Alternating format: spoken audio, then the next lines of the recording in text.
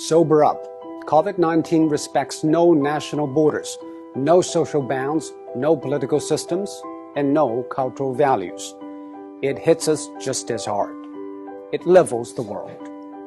Facing the pandemic, it is not what happened matters. It is how we respond. For almost a month, it infected thousands in Wuhan in a day, and every hospital bed was occupied. Now, empty beds and closed wards in the city. How did China make it? It is nothing new, but it's worthy to know.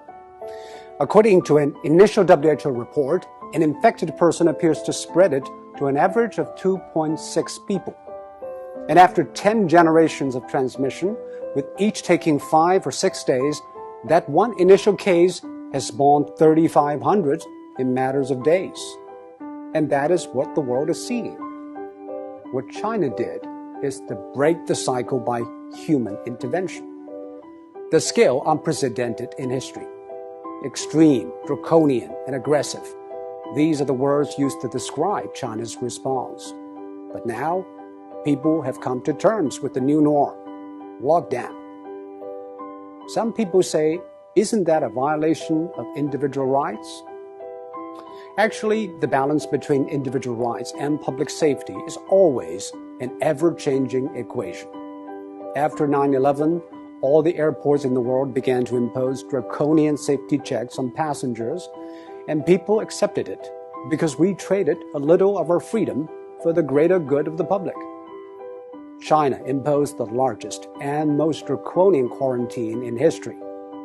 Factories shut, public transport stopped, and people stayed indoors. By doing that, it flattened the curve. On one hand, China avoided many millions of cases and tens of thousands of deaths. On the other, it stretched out the time and made the hospitals restaffed and less strained. This is exactly what Europe and America should know. But public policy needs both ends to agree, the decision makers and the decision takers. Quarantine is indeed extreme and extremely restrictive. It needs the people in lockdown to be honest and cooperative. I think what the people of Wuhan did was exceptional.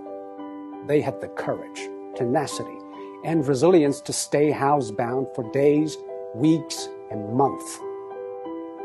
Most view the quarantine as a civic duty, and that is why it worked. Public health methods are universal. They either work or they don't. We are all human beings. Our epidemiology is the same, but we have different economies, demographies, and sociologies.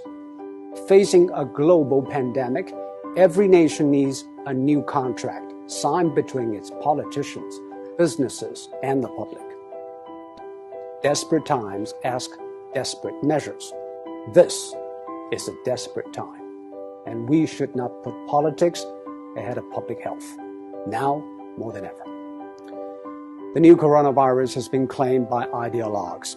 Donald Trump said it justified tighter border control. Bernie Sanders linked it to free health care. While in Singapore, every infection case is followed and dealt with. Bit by bit, every country is testing its methods through trial and error. Some paid a high price, and some set a high bar. We should all move ahead with humility. There is no decision without trade-offs, and most of all, there's nothing without skin in the game. And now, the whole world has learned, or is learning, to play.